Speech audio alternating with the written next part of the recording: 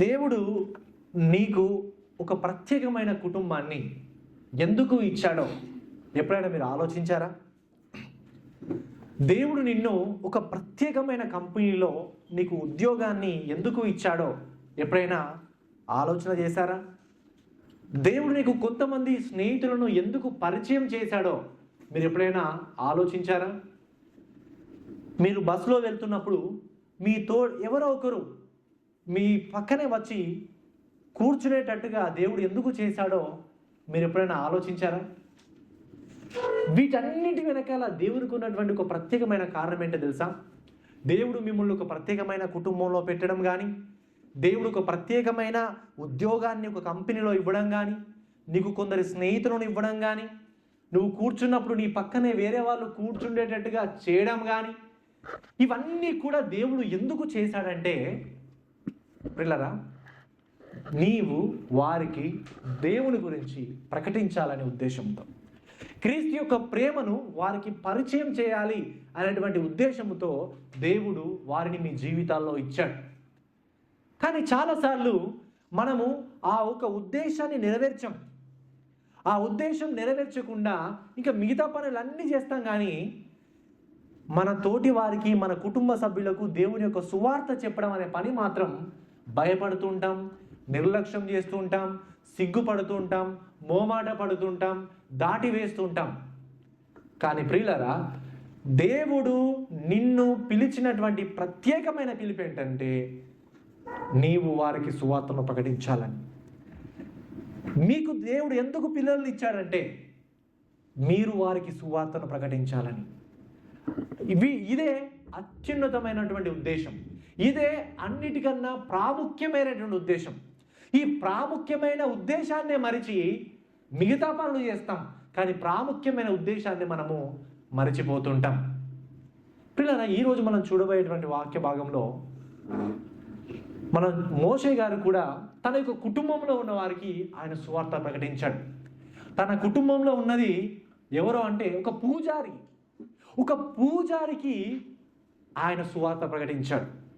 భయపడలేదు, మోమాట పడలేదు, సిగ్గుపడలేదు, ఏం ఆలోచించలేదు.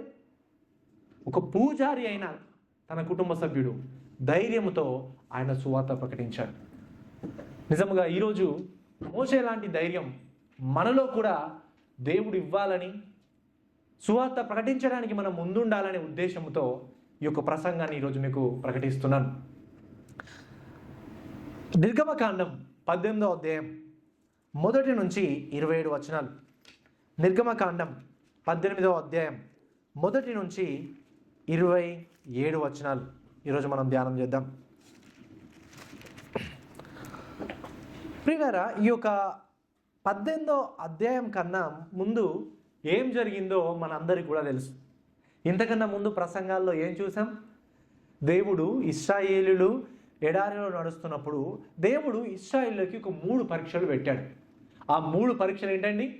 మొదటి పరీక్ష ఏంటి? ఎడారిలో నీళ్లు లేకపోవడం. నీళ్లు లేనప్పుడు దేవుడు ఏం చేశాడు? మారాని మధురంగా మార్చి నీళ్ళు ఇచ్చాడు. రెండో పరీక్ష ఏంటండి? ఎడారిలో ఆహారం లేకపోవడం. ఆ సమయంలో దేవుడు ఎలా ప్రొవైడ్ చేశాడు? ఆకాశం నుండి మన్నాను కురిపించాడు. మూడో పరీక్ష ఏంటండి? మళ్ళీ నీళ్లు లేకపోవడం. ఆ సమయంలో దేవుడు ఏం చేశాడు? బండ నుండి నీళ్లను ఇచ్చాడు. ఈ యొక్క 3 సందర్భాల్లో దేవుడు ఇశ్రాయేలును పరీక్షించాడు. కానీ ఇశ్రాయేలు దానిలో గెలిచారా? ఓడిపోయారు. అయినప్పటికీ వారు ఓడిపోయారు కాబట్టి వారిని దేవుడు శిక్షించాడా? శిక్షించలేదు. కృపతో దేవుడు వారికి కావాల్సినవి అనుగ్రహించాడు. అయితే ఇంతవరకు పరీక్షలన్నీ కూడా అయిపోయినాయి. ఇప్పుడు వేరొక చాప్టర్లోకి మనం వెళ్ళబోతున్నాం. వేరొక సీజన్లోకి మనం వెళ్ళబోతున్నాం. ఇప్పుడు పరీక్షలు అయిపోయినాయి ఇశ్రాయేలుకి ఈ టైం వరకు. ఈరోజు 18వ అధ్యాయంలో ఒక ప్రత్యేకమైనటువంటి సంఘటనని మనం ఈరోజు చూడబోతున్నాం. అయితే ఈరోజు ఈ 18వ అధ్యాయం ఏంటంటే, గడిచిన ఈ అధ్యాయాల్లో మనం అన్ని చూస్తే దేవుడు ఇదివరకు ఏం చేశాడు? ఈ గడిచిన అధ్యాయాల్లో మనం చూస్తే దేవుడు ఇశ్రాయేలు జీవితంలో ఏమేమి కార్యాలు చేశాడండి? గొప్ప కార్యాలు. ఈ మూడు పరీక్షల్లో అద్భుత రీతిగా దేవుడు వారికి కావాల్సింది అనుగ్రహించాడు. అంతకన్నా ముందు ఐగుప్తుల బానిసత్వం నుంచి విమోచించాడు. ఆ ఐగుప్తు నుంచి బానిసత్వం నుంచి విమోచించేటప్పుడు దేవుడు ఏ తెగుళ్ళను తెప్పించాడు? భయంకరమైన తెగుళ్ళను తెప్పించి అనేకమైన అద్భుత కార్యాలను వారి మధ్య ఆయన చేశాడు. పగలు మేఘస్తంభమై రాత్రి అగ్నిస్తంభమై వారికి ముందుగా ఉండి నడిపించాడు. ఇవన్నీ కార్యాల గురించి వేరే దేశం వాళ్ళు కూడా వింటున్నారు. వేరే పలానా దేశంలోనట ఇలా జరిగిందంట, దేవుడు ఇశ్రాయేలును ఇలా విడిపించాడంట అని వింటున్నారు. ఆ యొక్క సువార్త అనేది, ఆ యొక్క వార్త అనేది అనేక దేశాలకు వ్యాప్తి చెందింది. మరి దీన్ని బట్టి ఏం జరిగింది? దేవుని యొక్క కార్యాల గురించి విన్న ప్రజలు ఏమైంది అనే విషయాన్ని చూస్తే, ఒక్క ఉదాహరణగా ఈరోజు మనం బైబిల్లో చూస్తే, ఈరోజు ఈ అధ్యాయంలో చూస్తే, యిత్రో అనేటువంటి ఒక వ్యక్తి, ఆయన మోషే యొక్క మామగారు. ఆయన అన్య దేశస్థుడు.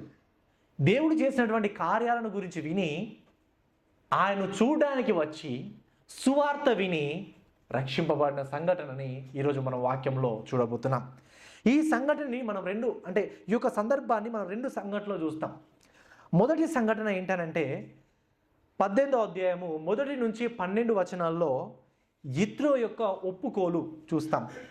రెండవదిగా యిత్రో యొక్క సలహా, అది 13 నుంచి 17 అధ్యాయాల్లో చూస్తాం. మొదటిగా యిత్రో ఒప్పుకోలు. 1 నుంచి 12 వచనాలు ఈ విధంగా ఉన్నాయి. దేవుడు మోషేకును తన ప్రజలైన ఇశ్రాయేలీయులకును చేసినదంతయు, యెహోవా ఇశ్రాయేలీయులకు ఐగుప్తు నుండి వెలుపలికి రప్పించిన సంగతియు మిద్యాను యాజకుడును మోషే మామయ్యైన యిత్రో విన్నప్పుడు, మోషే మామయ్యైన ఆ యిత్రో తన యొద్దకు పంపబడిన మోషే భార్య అయిన సిప్పోరాను ఆమె 2 కుమారులను తోడుకొని వచ్చెను. అతడు అన్య దేశములో నేను పరదేశిని అనుకొని వారిలో ఒకనికి గెర్షోము అను పేరు పెట్టెను. నా తండ్రి దేవుడు నాకు సహాయమై ఫరో కత్తివాత చేత నుండి నన్ను తప్పించననుకొని రెండో వానికి ఎలియాజారని పేరు పెట్టెను. గమనించండి ప్రియులరా, దేవుడు ఇశ్రాయేలు జీవితంలో చేసినటువంటి అద్భుత కార్యాలను గురించి విన్నటువంటి మోషే యొక్క మామగారు ఏం చేశారంటే, మోషే యొక్క భార్య అయినటువంటి సిప్పోరాను తన యొక్క 2 పిల్లలను తీసుకొని ఆయన వచ్చాడు. పిల్లరా, యిత్రో ఎవరు అంటే ఒక మిద్యాను యాజకుడు. అంటే యాజకుడు అంటే ఇంకో భాషలో, మన భాషలో చెప్పాలంటే ఒక పూజారి, ఒక ప్రీస్ట్ లాగా, ఆయన ఒక పూజారి, ఆయన ఒక అన్య మతాన్ని పూజించేవాడు. అయితే ఈ మిద్యామీయులు ఎవరు అంటే అబ్రహాము కేతురాకు పుట్టినటువంటి మిద్యాను యొక్క సంతానం నుంచి వచ్చిన వారే ఈ యొక్క మిద్యామీయులు. ఇది ఆదికాండం 25వ అధ్యాయం 1-2 వచనాల్లో మనం చూస్తుంటాం. అయితే ఇక్కడ మనం గమనించినట్లయితే ఇంతకీ సిప్పోరా మోషేతోనే ఉండాలి కదా, తన భార్య కదా, ఇంతకు మరి ఎందుకు మన డాడీ దగ్గరికి వెళ్ళింది అంటే మనకు ఎగ్జాక్ట్గా తెలియదు. కానీ ఒక సంఘటన ఈ సిప్పోరా గురించి, తన పిల్ల గురించి ఇంతకన్నా ముందు అధ్యాయంలో చూసాం. 4వ అధ్యాయంలో మనం చూస్తుంటాం కదా. 4వ అధ్యాయంలో తన కుమారునికి సున్నతి చేయనందుకు దేవుడు మోషేను చూచినప్పుడు సిప్పోరా ఏం చేస్తుంది? వెంటనే ఒక రాయి తీసుకొని సున్నతి చేసిన తర్వాత ఆ టైం నుంచి వాళ్ళు మళ్ళా వాళ్ళ యొక్క మనం చూడం సిప్పోరా గురించి కానీ తర్వాత పిల్లల గురించి కానీ మనం గమనించాం. అయితే బహుశా ఆ సందర్భంలోనే తన తండ్రి ఇంటికి సిప్పోరా తన 2 పిల్లలను తీసుకొని వెళ్ళుండవచ్చు. అంటే భర్త మీద అలిగో కోపంతోనో కాదు, కానీ బేసిక్గా ఏ కారణం మనకు తెలియదు, కానీ తన యొక్క తండ్రి ఇంటికి వెళ్ళిపోయింది తన పిల్లలను తీసుకొని. అయితే ఇప్పుడు యిత్రో సిప్పోరాను తన 2 పిల్లలను తీసుకొని మరలా తిరిగి, అంటే మోషే యొక్క 2 పిల్లలను తీసుకొని మరలా తిరిగి ఈ యొక్క మోషే దగ్గరికి వస్తున్నాడు. అయితే మనం గమనించినట్లయితే మోషే తాను తన పిల్లలకు పెట్టినటువంటి 2 పేర్లు కూడా చాలా ప్రత్యేకమైన పేర్లు. మీకు ఇంతకన్నా ముందే చెప్పాను, హీబ్రూ భాషలో పేర్లు అనేవి తమ యొక్క వ్యక్తిత్వాలను గురించి తెలియజేస్తాయి కదా. పేరు అనగా తమ యొక్క వ్యక్తిత్వం గురించి తెలియజేస్తాయి. ఇప్పుడు మన పేర్లు మనం ర్యాండమ్గా కొన్ని పేర్లు పెట్టుకుంటాం, కానీ అర్థం ఆలోచించకుండా పెడతాం. కానీ హిబ్రూ భాషలో హెబ్రీలు మాత్రం చాలా జాగ్రత్తగా పేరు పెడతారు తమ పిల్లలకి. అంటే ఇలాంటి గుణగణాలు కలిగి ఉండాలి, ఇలా ఉండాలి అనేటువంటి ఒక ఉద్దేశంతో పేరు పెడతారు. అయితే మోషే కూడా తన పిల్లలకి ఏమని పేరు పెట్టాడంటే గెర్షోము అని పేరు పెట్టాడు, పెద్దవన పేరు. గెర్షోము అంటే ఏంటంటే ఒక అన్యదేశీ పరవాసి అని అర్థం. అయితే ఇప్పుడు మోషే భయం నుంచి, అంటే మోషే ఫరో భయం నుంచి భయపడి మిద్యోను దేశానికి వెళ్ళాడు. ఆ మిద్యోను దేశంలో కాపురం ఉన్నప్పుడు తన యొక్క మొదటి సంతానం పుట్టాడు కాబట్టి దాని జ్ఞాపకార్థంగా నేను పరవాసిగా ఉన్నాను అనే విషయానికి అర్థాన్ని ఇచ్చేటట్టుగా ఈ యొక్క మోషే తన యొక్క పెద్ద కుమారుని పేరు గెర్షోము అనే పేరు పెట్టాడు. రెండవ కుమారుని పేరు ఎలియాజారు అని పేరు పెట్టాడు. ఈ ఎలియాజారు అంటే దేవ సహాయము అని అర్థం. అయితే దేవుడు ఫరో యొక్క చేతిలో నుంచి అద్భుత రీతిగా రక్షించాడు, సహాయం చేశాడు.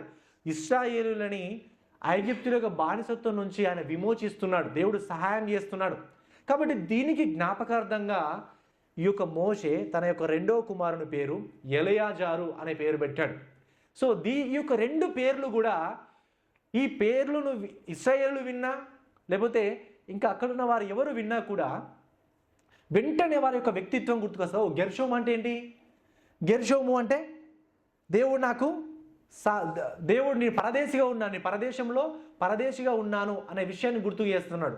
తర్వాత ఎలియాజారు అంటే దేవుడు సహాయం చేస్తున్నాడు. ఈ యొక్క రెండు అర్థాలని ఎవరైనా అర్థం చేసుకుంటారు వాళ్ళ పేర్లు చదివితే లేదా వాళ్ళ పేర్లతో పిలిస్తే. కాబట్టి ఆ విధంగా ఒక బోధగా ఉండాలని మోషే వారికి ఈ యొక్క పేర్లు పెట్టాడు. అదేవిధంగా మనం చూసినట్లయితే దేవుని ఈ యొక్క వచన భాగంలో మనం చూసినట్లయితే దేవుని ప్రజలు అంటే కేవలము ఇశ్రాయేలు ప్రజలు మాత్రమే కాదు ప్రియులారా. దేవుని ప్రజలు అంటే అన్ని జనులు కూడా దేవుని ప్రజలుగా పిలువబడడం మనం చూస్తుంటాం. అయితే ఈ యొక్క ఆది కాండం నుంచి మనం గమనిస్తే చాలా చోట్ల కేవలం ఇశ్రాయేలులు మాత్రమే కాదు, అన్ని జనులు కూడా దేవుని పిల్లలుగా పిలువబడ్డారు, దేవుని యొక్క పిల్లలలో వాళ్ళు చేరారు. ఇంతకీ మోషే యొక్క భార్య ఎవరు అంటే అముక అన్యజనురాలు. సంఖ్యాకాండం 12వ అధ్యాయం 1వ వచనంలో చూస్తే మోషే యొక్క భార్య కూడా ఎవరు అంటే కూషు దేశానికి సంబంధించినటువంటి ఆమె. అయితే అంటే దేవుని యొక్క ప్రణాళికలో కేవలము ఇశ్రాయేలులు మాత్రమే లేరు, అన్య దేశస్తులు కూడా దేవుని యొక్క రక్షణ ప్రణాళికలో ఉన్నారు అనే విషయం మనకు అర్థమవుతుంది. 5వ వచనంలో చూస్తే మోషే మామయ్యైన యిత్రో అతని కుమారునిద్దరిని అతని భార్యను తోడుకొని అరణ్యములోని దేవుని పర్వతము దగ్గర దిగిన మోషే యొద్దకు వచ్చెను. యిత్రో నీ మామనైన నేనును నీ భార్యయు ఆమెతో కూడా ఆమె ఇద్దరు కుమారులను నీ యొద్దకు వచ్చి ఉన్నామని మోషేకు వర్తమానము పంపగా మోషే తన మామను ఎదుర్కొనబోయి వందనము చేసి అతన్ని ముద్దు పెట్టుకొనెను. వారు ఒకరి క్షేమము ఒకరు తెలుసుకొని గుడారంలోనికి వచ్చిరి. తర్వాత మోషే యెహోవా ఇశ్రాయేలుల కొరకు ఫరోకును ఐగుప్తులకును చేసినదంతయు త్రోవలో తమకు వచ్చిన కష్టము యావత్తును యెహోవా తమ్మును విడిపించిన సంగతియు తన మామతో వివరించి చెప్పెను. యెహోవా ఐగుప్తుల చేతిలో నుండి విడిపించి ఇశ్రాయేలులకు చేసిన మేలంతటిని గురించి యిత్రో సంతోషించెను. చూడండి, ఇక్కడ మోషే మామ అయితే తన కుమార్తె తన యొక్క ఇద్దరు పిల్లలు అంటే మోషే యొక్క ఇద్దరు పిల్లలను తీసుకొని మోషేను చూడడానికి వచ్చాడంట. అయితే ఇక్కడ ఎందుకు చూడవచ్చాడు అంటే ఆయన విన్నాడు, ఓ ఇశ్రాయేలుల దేవుడైన యెహోవా వారిలో గొప్ప కార్యాలు చేశాడంట, వారిని నడిపిస్తుంది ఇంకెవరో కాదు మా అల్లుడే మోషే. సో ఆ నాయకుడిగా ఉన్నాడు కాబట్టి ఈ వార్తను విని వాళ్ళని చూడడానికి ఆయన తీసుకొని వచ్చాడంట. అయితే ఇప్పుడు గమనించండి, ఇంతమంది ప్రజలలో మోషేను కనుగొనడం అనేది చాలా కష్టం. అందుకని ఆయన ఏం చెప్పాడంటే ముందుగానే చెప్పాడంట, ఇలా మేము దాదాపుగా 10 లక్షల మంది ఉన్నారనుకోండి, అక్కడ అంతమందిలో ఎక్కడున్నాడో తెలుసుకోవడం చాలా కష్టం కదా. ఇప్పుడైతే ఫోన్ ఉంది, ఎక్కడుంది అంటే ఇక్కడ ఫోన్ ఎక్కడున్నావు అని అంటే వెంటనే ద ఇవాంజలికల్ సెంటర్లో ఫస్ట్ ఫ్లోరు రూమ్ నెంబర్ 5 అని చెప్తే ఇప్పుడు మనం వస్తాం. కానీ అప్పుడు అంతమందిలో నా అల్లుడు ఎక్కడ ఉన్నాడు అని వెతికితే దొరుకుతాడా? దొరకడు కదా. సో కాబట్టి ముందుగానే ప్రచారం చేసినట్టు అక్కడ ఉన్న వాళ్ళకి చెప్పినట్ట, మోషేకి ఇలా చెప్పండి అని చెప్పినప్పుడు ఈ వార్తను మోషే విని ఎదురుగా వెళ్ళి ఆయన హత్తుకొని ముద్దు పెట్టుకొని స్వప్రేమతో ఆయనను స్వాగతించాడంట. సో ఆ సందర్భాన్ని మనం ఇక్కడ ఈ వచన భాగాల్లో మనం గమనిస్తుంటాం ప్రియులారా. అయితే మోషే మరి ఈ మోషే ఆ యొక్క మామ రాగానే వెంటనే ఏం చేశాడు తెలుసా? అమ్మో మా మామయ్య ఇవరకే పూజారి, మిద్యాను దేశం పూజారి, ఆయనతో దేవుని దగ్గర ఇంక ఎక్కువ తక్కువ మాట్లాడద్దు, ఏమైనా మాట్లాడితే ఏమైనా అనుకుంటాడు కావచ్చు, లేకపోతే అలిగిపోతాడు కావచ్చు అని ఆయన ఏమనుకోలేదు. వెంటనే దేవుడు ఇశ్రాయేలు వాళ్ళ యొక్క చరిత్రలో ఏ విధంగానైతే దేవుడు అద్భుతమైన కార్యాలు చేసి ఐగుప్తుల బానిసత్వం నుంచి విమోచించాడో, ఏ విధంగానైతే అరణ్యంలో వారికి తోడుగా ఉండి నడిపిస్తున్నాడో, అనేకమైన గొప్ప కార్యాలను గురించి భయపడకుండా ధైర్యముతో వెంటనే తన యొక్క మామకు చెప్పేశాడు. లేట్ చేయలేదు. ఇంకా వెంటనే రాగానే క్లియర్గా చెప్పేశాడు. అయితే తన మామ కూడా ఏం చేశాడు తెలుసా? దాన్ని ప్రేమతో స్వాగతించాడు. చాలా సంతోషించాడంట. దేవుడు ఇంత గొప్ప కార్యాలు చేశాడు మీ మధ్యలో అని ఇతరు కూడా చాలా సంతోషించాడంట. ప్రియులారా, ఇక్కడ ఒక నిమిషం ఆగి మనం పరిశీలన చేసినట్లయితే మోషేనైతే తన మామ పూజారి అయినప్పటికీ భయపడకుండా అతనికి సువార్త చెప్పాడు. మరి ఇలాంటి ధైర్యం మనలో ఉందా? మన స్నేహితులకి, మన కుటుంబ సభ్యులకి మనం భయపడకుండా దేవుని యొక్క సువార్తను మనం తెలియజేస్తున్నాం. చాలాసార్లు మన దేవుని యొక్క ఆజ్ఞ ఏంటి? మీరు సర్వలోకమునకు వెళ్ళి సర్వ సృష్టికి సువార్తను ప్రకటించండి అనే ఆజ్ఞ దేవుడు మనకి ఇచ్చాడు. సర్వలోకమునకు వెళ్ళడం పక్కన పెడితే మన ఇంట్లో ఉన్న వారికే సువార్తను ప్రకటించాం. మన ఇంట్లో మన ముందు ఉన్నటువంటి వారికి, మన పిల్లలకి, మన భార్యకి, మన భర్తకి, మన అమ్మ నాన్నకే సువార్త ప్రకటించడానికే భయపడుతూ ఉంటాం. ప్రియులరా, మీలో బహుశా చాలామంది అలానే భయపడుతున్నారు కావచ్చు. ఆమె ఎంత చెప్పినా వినది, ఆయన ఎంత చెప్పినా వినడు, ఆయన చెప్తేమని అనుకుంటాడు అని మీ కుటుంబ సభ్యుల గురించే మీరు ఆలోచిస్తున్నారు. మీ కుటుంబ సభ్యుల కోసమే మీరు భయపడుతున్నారు. ఇంకా మీరు ఎప్పుడు వెళ్తారు ఇంకా సర్వలోకానికి? మీరు ఇంకా మీ కుటుంబంలో ఉన్న వారికే మీరు సువార్తను ప్రకటించట్లేదంటే ఇంకా మీరు ఎప్పుడు సర్వలోకానికి వెళ్ళి మీరు సువార్త ప్రకటిస్తారు? ప్రియులరా, బహుశా మీలో భయపడుతున్నారు కావచ్చు, సిగ్గుపడుతున్నారు కావచ్చు, మోమాట పడుతున్నారు కావచ్చు. కానీ దేవుడు మీద ఆధారపడి ప్రార్థన పూర్వకంగా ధైర్యంతో మీరు సువార్త ప్రకటించండి. దేవుడు తన కార్యాన్ని జరిగిస్తాడు. ప్రియులరా, ఇత్రో ఆయన ఒక అన్య దేశస్థులు అయినప్పటికీ మోషే భయపడకుండా సువార్త ప్రకటించాడు. ఇంతకీ మోషే ఇత్రోను మార్చాడా లేదా దేవుడు ఇత్రోను మార్చాడా? దేవుడే మారుస్తాడు. మార్చే శక్తి మనలో లేదు. కానీ సువార్త ప్రకటించడం మాత్రమే మనం చేయగలుగుతాం. కాబట్టి ఆయన నమ్మకంగా సువార్త ప్రకటించాడు. అందును బట్టి దేవుడు ఇత్రో జీవితంలో గొప్ప కార్యాన్ని చేసి అతడు రక్షణ పొందాడు. ఆ రోజు ఇత్రోను మార్చిన దేవుడు ఈరోజు అవిశ్వాసులైన మన కుటుంబ సభ్యులను కూడా మారుస్తాడు, మన స్నేహితులను మారుస్తాడు, మన చుట్టుపక్కల పనిచేసే వారిని కూడా మారుస్తాడు. కానీ మనం ఏం చేయాలి అంటే సువార్తను ప్రకటించాలి. ఇది మనం ఇక్కడ గమనించాలి ప్రియులారా. ఇది ఒక వచనాల్లో మనం గమనిస్తాం. తర్వాత 10వ వచనం చూడండి. 10వ వచనం చూస్తే, మరియు ఇత్రో ఐగుప్తీయుల చేతిలో నుండి ఫరో చేతిలో నుండి మిమ్మును విడిపించి ఐగుప్తీయుల చేతి క్రింద నుండి ఈ ప్రజలను విడిపించిన యెహోవా స్తుతింపబడునుగాక.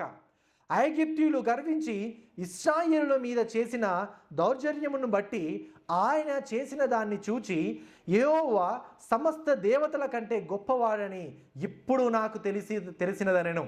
మరియు మోషే మామయ్యైన ఇత్రో ఒక దహన బలిని బలులను దేవునికి అర్పింపగా అహరోనును ఇశ్రాయేలుల పెద్దలందరూ మోషే మామతో దేవుని సన్నిధిని భోజనము చేయవచ్చిరి.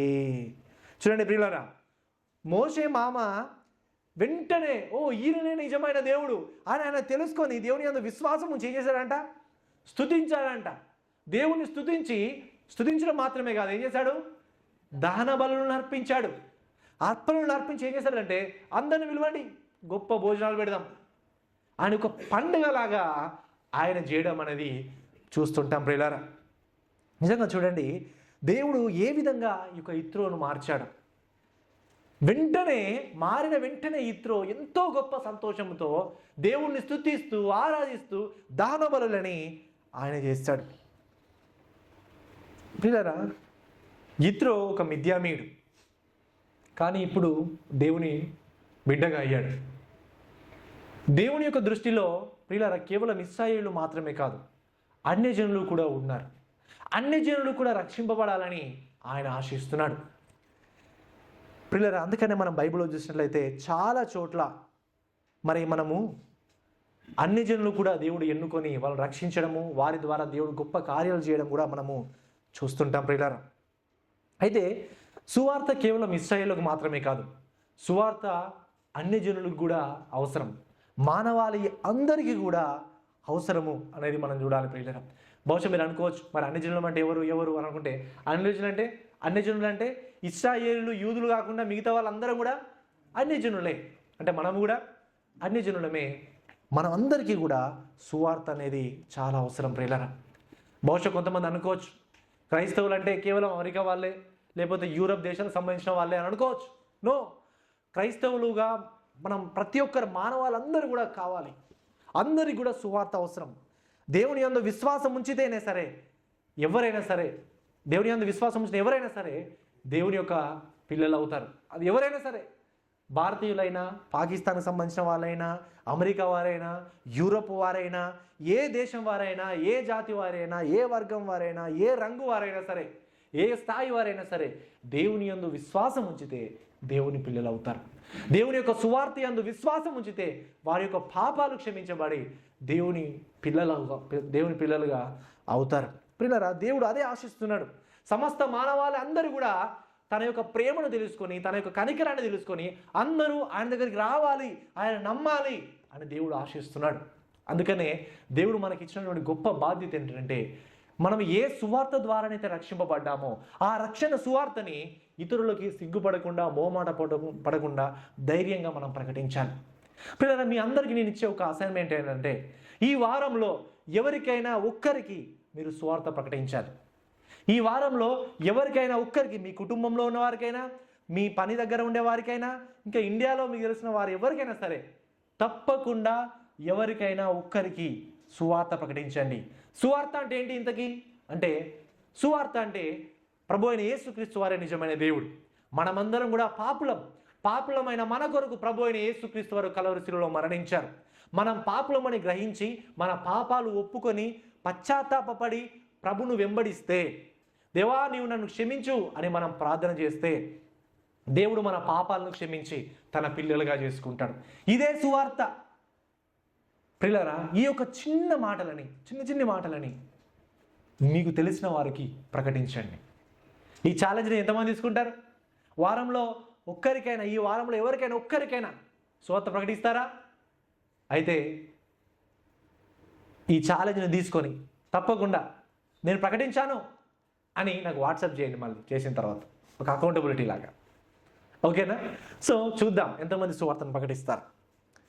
రెండవదిగా యిత్రో యొక్క సలహా. ఇది 13 నుంచి 27 వచనంలో చూస్తాం. యిత్రో యొక్క సలహా 13 నుంచి 27 వచనాలు.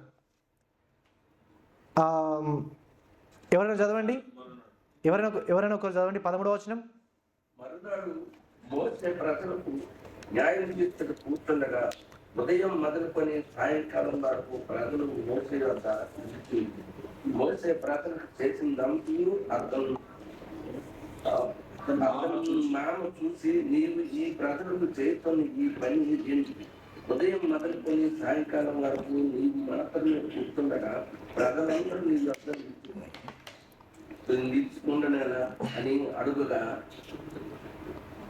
మోషే దేవుని తీర్పు తెలుసుకొనుటకు ప్రజలు నా యొద్దకు వచ్చెదరు, వారికి వాద్యము ఏదైనా కలిగిన యెడల నా యొద్దకు వచ్చెదరు, నేను వారి విషయము న్యాయము తీర్చి దేవుని కట్టడాలను ఆయన ధర్మశాస్త్ర విధులను వారికి తెలుపుచున్నానని తన మామతో చెప్పెను. అందుకు మోషే మామ అతనితో, నీవు చేయుచున్న పని మంచిది కాదు. నీవును నీతో కూడి ఉన్న ఈ ప్రజలను నిశ్చయముగా నలిగిపోదురు. ఈ పని నీకు మిక్కిలి భారము, అది నీవు ఒక్కడవే చేయజాలవు.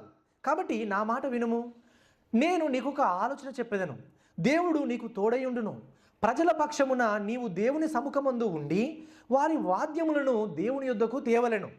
నీవు వారికి ఆయన కట్టడాలను, ధర్మశాస్త్ర విధులను బోధించి వారు నడవలసిన త్రోవను, వారు చేయవలసిన కార్యములను వారికి తెలుపవలెను.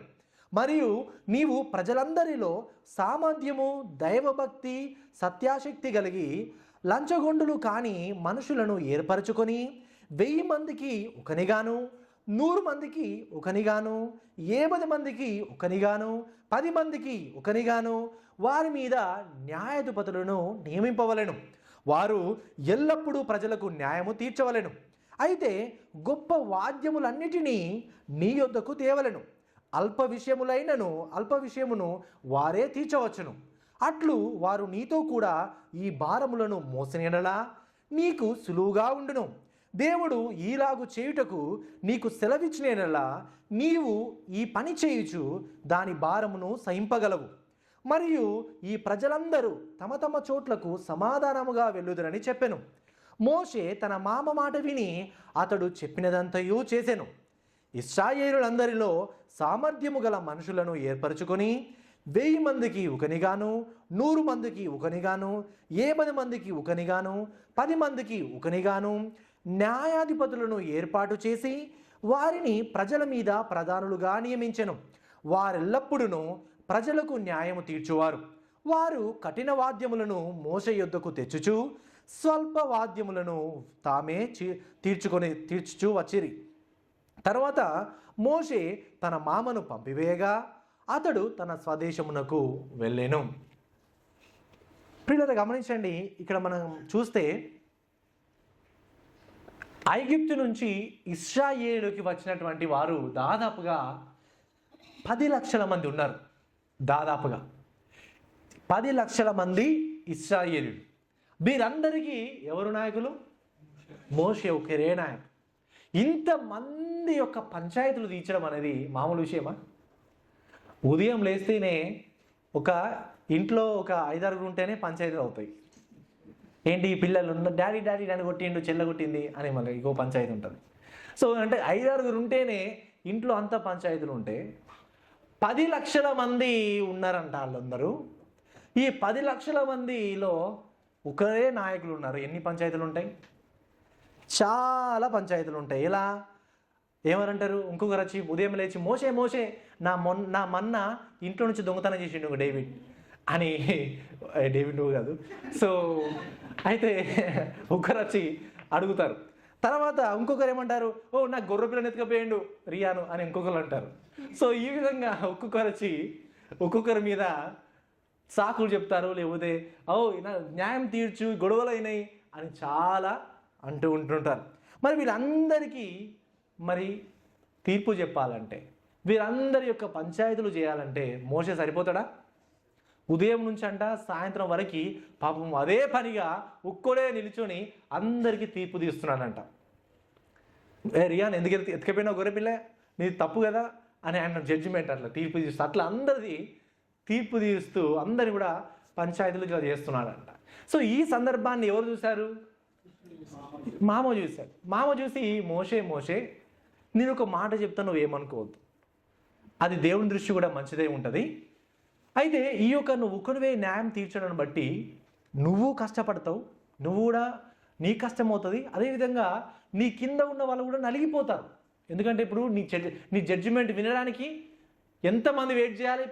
ఉదయం నుంచి సాయంత్రం వరకు చాలా లక్షల మంది దాకా ఉన్నారు అక్కడ. అంతమంది వెయిట్ చేయాలి. తర్వాత మళ్ళీ ఇంతమందికి న్యాయం చేయడం అనేది సరైన కరెక్ట్గా నువ్వు చేయలేవు. ఒక్కనివైతే కష్టమవుతుంది. అందుకని నువ్వేం చేయాలి? నా మాట విను అని చెప్పి వారికి ఒక మంచి సలహాని ఆయన ఇస్తున్నాడు. ఏంటంట ఆ మంచి ఆలోచన? 1000 మందికి ఒకనిగాను, 100 మందికి ఒకనిగాను, 10 మందికి ఒకనిగాను, 10 మందికి ఒకనిగాను న్యాయాధిపతులను ఏర్పాటు చేసి వారిని ప్రజల మీద ప్రధానులుగా నియమించమని చెప్పాడు. సో ఇవ్వడం జరిగింది అన్నట్టు. సో ఈ విధంగా ఆయన ఒక మంచి సలహాని ఇచ్చాడు. అయితే ఈ సలహా, మంచి సలహా సంఘంలో కూడా చాలా మంచిగా ఏర్పడుతుంది. మనకు కూడా చాలా అవసరమైనటువంటి సలహా. అపోస్తుల కార్యములు 6వ అధ్యాయము 1 నుంచి 27 వచనంలో చూస్తే ఇలాంటి సలహానే అక్కడ కూడా మనం చూస్తూ ఉంటాం.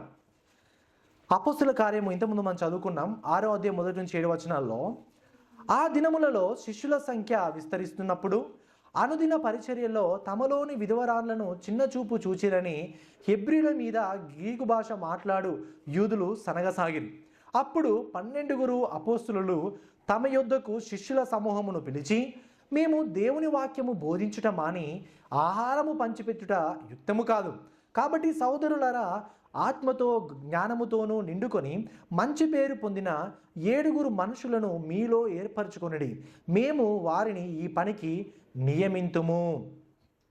పిల్లలు గమనించండి, ఈ యొక్క అపోస్తుల కార్యంలో కూడా మనం చూస్తే సంఘంలో కూడా కొన్ని ప్రాబ్లమ్స్ ఏర్పడ్డాయి. సంఘంలో కూడా కొన్ని సమస్యలు ఏర్పడినప్పుడు ఇక్కడ వాళ్ళు తీసుకున్నటువంటి నిర్ణయం ఏంటి తెలుసా? సంఘంలో ఉన్నటువంటి పాస్టర్స్ అయిన వాళ్ళు, ఎల్డర్స్గా ఉన్న వాళ్ళు మిగతా సంఘంలో ఉన్న అన్ని పనులను చూసుకోవడం అనేది కష్టంతో కూడినటువంటి పని. ఈ యొక్క సంఘ పెద్దల యొక్క ప్రత్యేకమైన పిలుపు ఏంటి తెలుసా? వాక్య బోధన చేయడం, ప్రార్థన చేయడం, సంఘాన్ని నడిపియడం. ఇది పాస్టర్లుగా, పెద్దలుగా దేవుడు ఇచ్చినటువంటి గొప్ప బాధ్యత. తర్వాత పరిచారకులకు వేరొక బాధ్యతనిచ్చాడు. వారు ప్రాక్టికల్గా సంఘంలో జరిగేటువంటి పనులని వాళ్ళు అడ్మినిస్ట్రేషన్ చేస్తారు. సంఘంలో ఉన్నటువంటి వారిని పనులని వాళ్ళు ప్రాక్టికల్గా అడ్మినిస్ట్రేషన్ అది చేస్తుంటారు. దేవుడు కొందరికి ఒక్కొక్కరికి ఒక్కొక్క బాధ్యత అప్పచెప్పాడు. సంఘ పెద్దలకు ఒక బాధ్యత, సంఘ పరిచారులకు ఒక బాధ్యత అప్పచెప్పడం అనేది మనం చూస్తుంటాం. సో తద్వారా దేవుడు అప్పచెప్పినటువంటి బాధ్యతలను వాళ్ళు సక్రమంగా చేయడాన్ని బట్టి ఏం జరిగిందంట? యెరూషలేములో అనేకులు శిష్యుల సంఖ్య పెరిగిపోయిందంట. సంఘం యొక్క పరిచర్య మంచిగా జరుగుతుంది కాబట్టి, ఎవరి యొక్క బాధ్యతలు వారు క్రమంగా చేస్తున్నారు కాబట్టి యెరూషలేములో శిష్యుల సంఖ్య గొప్పగా అయిపోయిందంట, చాలా పెరిగిపోయారంట. పిల్లలు గమనించండి, ఇక్కడ ఇంకొక ప్రిన్సిపల్ ఏంటనంటే సంఘములో ఖచ్చితంగా సంఘ పెద్దలు ఉండాలి, సంఘ పరిచారకులు ఉండాలి. అందుకనే మన సంఘంలో సంఘ పెద్దలు ఉన్నాం, సంఘ పరిచారకులు ఉన్నారు. మన యొక్క సంఘ పెద్దగా మరి నేను, తర్వాత రమేష్ అన్న ఉన్నారు. సంఘ పరిచారకునిగా మరి ప్రభు అన్న కూడా ఉన్నారు. సో ఇక్కడ సంఘం ప్రతి ఒక్క సంఘంలో సంఘ పెద్దలు, సంఘ పరిచారకులు ఉండడం అనేది అది చాలా వాక్యానుసారమైనటువంటి విధానం. తర్వాత ఈ సంఘ పరిచారకులని, సంఘ పెద్దలను కానీ సంఘ పరిచారకులు కానీ ఎవరు నియమించాలి అనంటే, ఎవరైతే బస్సుకు సపోర్ట్ చేస్తారో, బనియాస్ నుంచి ముస్తఫా నుంచి ఎవరైతే బస్సు రావడానికి డబ్బులు ఇస్తారో వాళ్ళనే సంఘ పెద్ద చేయాలి.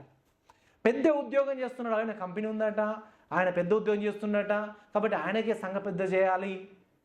లేకపోతే ఈయన రాజకీయాలకు ఈయన ఎమ్మెల్యే తెలుసాట ఈయనకు కాబట్టి ఈయననే సంఘ పెద్ద. లేకపోతే ఇంకా ఈయన అందరిలో ఈయనకు మంచి పేరుంది కాబట్టి ఈయననే సంఘ పెద్ద అని చాలామంది అట్లా చేస్తారు. కానీ దేవుడు అలా చేయమని చెప్పాడా? ఏమని చెప్పాడు? మీలో ఆత్మ కలిగిన వారు ఎవరైతే, మరి ఇక లక్షణాలు ఇచ్చాడు కదా, ఏంటనంట? ఆత్మతోనూ సత్యముతోనూ అంటే జ్ఞానముతోనూ నిండుకొనిన వారును, మంచి పేరు ఉన్న వారిని ఎన్నుకోవాలి అని ఉంది కదా. సో ఇప్పుడు సంఘ పెద్దలకు కానీ సంఘ పరిచారకులకు కానీ నియమించడానికి మనం ఎదుటి వారిలో చూసేది వాళ్ళు చిన్న ఉద్యోగం చేస్తుర్రా, పెద్ద ఉద్యోగం చేస్తుర్రా, డబ్బులు సపోర్ట్ చేస్తారా, చేయరా, ఎమ్మెల్యే తెలుసా తెలియదా, ఇవి కాదు. చూడాల్సినవి ఏంటి? జ్ఞానము, మంచి పేరు. ఈ లక్షణాలని మనము సంఘ పెద్దల్లో కానీ సంఘ పరిచారకుల్లో కానీ మనము చూడాలి. దేవుని యొక్క కృపను బట్టి మనకైతే దేవుడు మంచి సంఘ పెద్దలను, మంచి సంఘ పరిచారకుని దేవుడు మనకు అనుగ్రహించాడు. అందుని బట్టి దేవుడు నామ మహిమ కలుగును గాక. పిల్లరా, ఇంకా ముందున్న రోజుల్లో కూడా ఇలాంటి వ్యక్తులని, ఇంకా ముందున్న రోజుల్లో మనలో సంఘ పెద్దలను, సంఘ పరిచారకులను దేవుడు ఇంకా లేపడానికి కూడా మనం అందరం కూడా ప్రార్థన చేయాలి ప్రియులారా. సో ఈ విధంగా సంఘంలో పరిచర్య జరగాలి. ఇంకొక విషయం ఏంటనంటే, దేవుడు సంఘంలో ఉన్న కేవలం సంఘ పెద్దలకు, సంఘ పరిచారులకు మాత్రమే దేవుడు పరిచర్యనివ్వలేదు. సంఘంలో ఉన్న ప్రతి ఒక్క సభ్యునికి కూడా పరిచర్య ఉన్నది. ప్రియులారా, సంఘముగా మనం అందరం ఉన్నాం కాబట్టి మీ అందరూ కూడా ఒక పరిచయం ఉంది. మీరు చేసే పరిచర్య ఏంటి? మీరు మన సంఘంలో ఉన్న ఎదుటివారి కోసం ప్రార్థన చేయొచ్చు, ప్రోత్సహించవచ్చు, బలపరచవచ్చు, ఆపదల్లో ఉంటే ఆదుకోవచ్చు. సంఘంలో కూడా సంఘంగా కూడి వచ్చినప్పుడు చాలా అనేకమైన పరిచర్యలు ఉన్నాయి. పిల్లరా, చిన్నపిల్లల పరిచర్యనే కానీ, ఇక టేబుల్స్ ఇవన్నీ చైర్స్ కానీ, లేకపోతే ఇవన్నీ కూడా పరిచర్యలో భాగమే. పిల్లరా, ఇది చిన్న పని, చైర్స్ చేయడం చిన్న పని అని మీరు అనుకోవద్దు. ప్రతి పరిచర్యే. దేవుని దృష్టికి అన్నీ కూడా సమానమే. హృదయపూర్వకంగా ఏ పనైనా సరే మనం ముందుకొచ్చి దేవుని యొక్క పరిచర్య మనం చేయాలి. పిల్లరా, సంఘంలో ఉన్న ప్రతి ఒక్క వ్యక్తికి పరిచర్య ఉన్నది. పరిచర్య చేస్తున్నారా పాస్టర్ గారు అని అంటారు నన్ను. కానీ నేను మాత్రమే కాదు, పరిచర్య నువ్వు కూడా చేయాలి. పరిచర్య చేయడం అనగానే వెంటనే మనకు పాస్టర్లు గుర్తుకొస్తారు. పాస్టర్లు మాత్రమే కాదు, సంఘంలో ఉన్న ప్రతి ఒక్క సంఘ సభ్యుడు పరిచర్య చేయడానికి పిలువబడ్డాడు అనే విషయాన్ని మనం ఇక్కడ గమనించాలి. పిల్లరా, సంఘంలో అందరూ అన్ని పనులు చేయలేరు.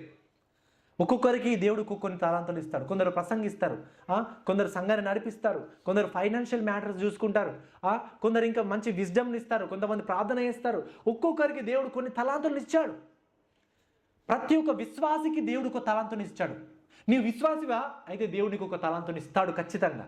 ఎందుకంటే పరిశుద్ధాత్మ వరాలు ప్రతి ఒక్క విశ్వాసి జీవితంలో ఉంటాయి.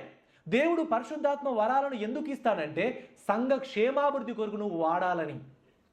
పిల్లరా, నీవు క్రైస్తవును అయితే నీకు ఒక వరం ఉంది.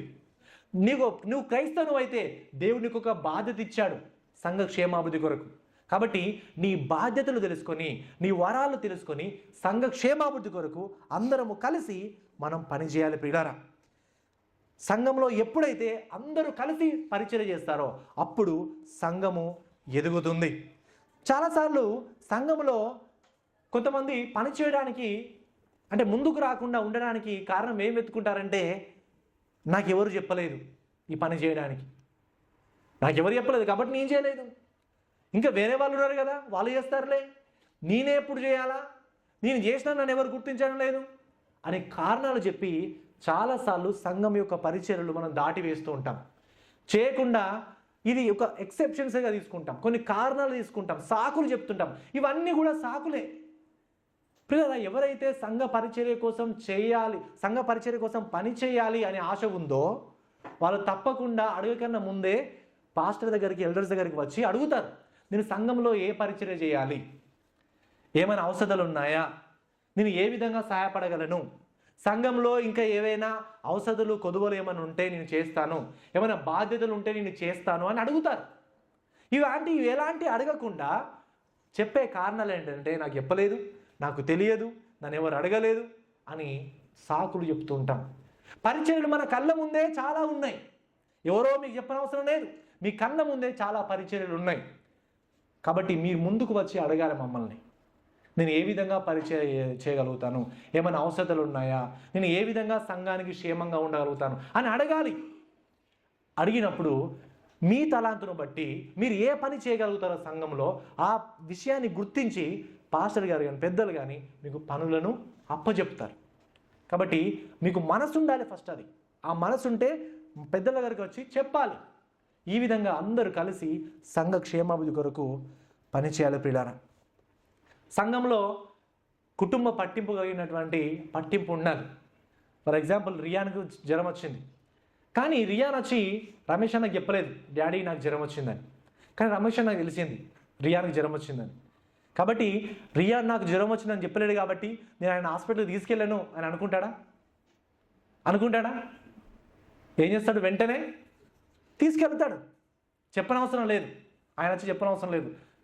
ఎందుకు అంటే కుటుంబ పట్టింపు. నా కుమారుడు అవసరం ఉంది, నేను స్పందించాలి అని అనుకుంటాడు. మరి సంఘ కుటుంబం కూడా, మనం అందరం కూడా ఒక కుటుంబం.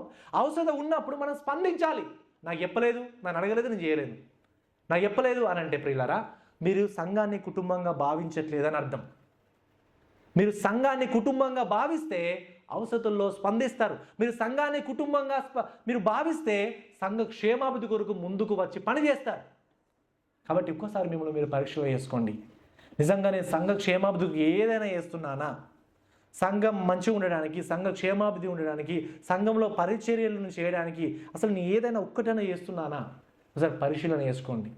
పరిశీలన చేసుకొని నెక్స్ట్ వీక్ నాకు చెప్పండి, పాస్టర్ గారు నేను చేయాలనుకుంటున్నాను కాబట్టి ఏదైనా పరిచర్య ఉందా, నేను చేస్తాను. సంఘ క్షేమాభివృద్ధి కొరకు నేను ఏ విధంగా సహాయపడగలను అని నన్ను అడగండి. ఎంతమంది అడుగుతారో నేను చూస్తాను. లేకపోతే రమేష్ అన్నైనా ప్రభు అన్నకన్నా చెప్పండి. ఓకేనా? మా ముగ్గురులో ఎవరికైనా మీరు చెప్పొచ్చు. మీరు ఎవరైనా మీరు ఇంకా పరిచయం చేయాలని నేను ఏ విధంగా సహాయపడగలను సంఘం కోసం అని మీరు ఒకవేళ చెప్పాలనుకుంటే మా ముగ్గురులో ఎవరికైనా మీరు తప్పకుండా చెప్పాల్సింది అని చెప్తున్నాను పిల్లరా. అయితే మనం గమనించినట్లయితే ఎందుకు మనం సంఘం పట్ల పరిచర్య కలిగి ఉండాలి, ఎందుకు సంఘ పరిచర్య చేయాలి మనం అంటే, ఎందుకంటే మనమందరం కూడా నిజమైన క్రైస్తవులం అయితే క్రీస్తు ప్రేమించినటువంటి సంఘాన్ని మనం కూడా ప్రాణాతి ప్రాణంగా ప్రేమించాలి. క్రీస్తు తన సంఘం కోసం ప్రాణం పెట్టాడు, తన సంఘం కోసమే తిరిగి రాబోతున్నాడు. క్రీస్తు ప్రేమించిన సంఘాన్ని మనం ప్రేమించడం ద్వారా దేవుడు మనల్ని ప్రేమిస్తుంటాడు. దేవుని పట్ల నీ యొక్క ప్రేమను వ్యక్తం చేయాలంటే నువ్వు చేయాల్సింది ఏంటి తెలుసా? ఆయన సంఘాన్ని నువ్వు ప్రేమించాలి. కొంతమంది అంటుంటారు, దేవుడు అంటే నాకు ఎంతో ప్రేమ, దేవుడు అంటే నాకు చాలా ప్రేమ, నీ దేవుని కోసం ఏమైనా చేస్తా అని కొంతమంది అంటారు. కానీ సంఘంతో వాళ్ళ సంబంధమే పెట్టుకోరు. పిల్లరా, నీవు దేవుణ్ణి ప్రేమిస్తే సంఘాన్ని ప్రేమించాలి. సంఘాన్ని ప్రేమించకుండా దేవుణ్ణి ప్రేమిస్తున్నావు చెప్పుకుంటే నువ్వు అబద్ధం ఆడుతున్నావు. నీవు దేవుని పట్ల ఉన్నటువంటి ప్రేమ నువ్వు ఎక్స్ప్రెస్ చేయాలనుకుంటున్నావా? Church is a right platform to express your love. దేవుని పట్ల నీకు ఉన్నటువంటి ప్రేమను నువ్వు వ్యక్తం చేయాలనుకుంటే దేవుని సంఘమే మంచి ప్లాట్ఫామ్. ఎంత ప్రేమిస్తున్నారో ప్రూవ్ చేసుకోండి. మీరు దేవుని ఎంత ప్రేమిస్తున్నారో మీ యొక్క సంఘంలో మీరు వ్యక్తం చేయండి. అందుకని దేవుడి యొక్క సంఘాన్ని ఇచ్చాడు. తన ప్రేమకు ప్రతిబింబం ఈ సంఘం. పిల్లరా, ఈ యొక్క సంఘాన్ని మనం ప్రేమించాలి. ఈ సంఘాన్ని ప్రేమించడం ద్వారా మనం దేవుణ్ణి ప్రేమిస్తాం. పిల్లరా, దావీదు ఎందుకు నా యొక్క హృదయానుసారి అని దేవుడు ఎందుకు పిలిచాడు తెలుసా? ఆయన తన ప్రజలను ప్రేమించాడు కాబట్టి. ఆయన ఇశ్రాయేలు ప్రజలను ప్రేమించాడు కాబట్టి, తన ప్రజల కోసం ప్రార్థన చేశాడు కాబట్టి దావీదును దేవుడు ఏమన్నాడంటే ఈయన నా హృదయానుసారుడు అని అన్నాడు. పిల్లరా, ఈరోజు నేను దేవుడి యొక్క హృదయానుసారుడు కావాలని మీరు ఎవరు అనుకుంటే మీరేం చేయాలి తెలుసా? ఆయన సంఘాన్ని ప్రేమించాలి. ఆయన సంఘాన్ని ప్రేమిస్తే దేవుడు నిన్ను అంటాడు, డేవిడ్ నా హృదయానుసారుడు, నరేష్ నా హృదయానుసారుడు అని అంటాడు. దేవుని హృదయానుసారునిగా నువ్వు ఉండాలంటే ఆయన హృదయంలో ఉన్న సంఘాన్ని నీవు ప్రేమించాలి. అలాంటి గొప్ప కృపను దేవుడు మనందరికీ అనుగ్రహించును గాక. ఆమె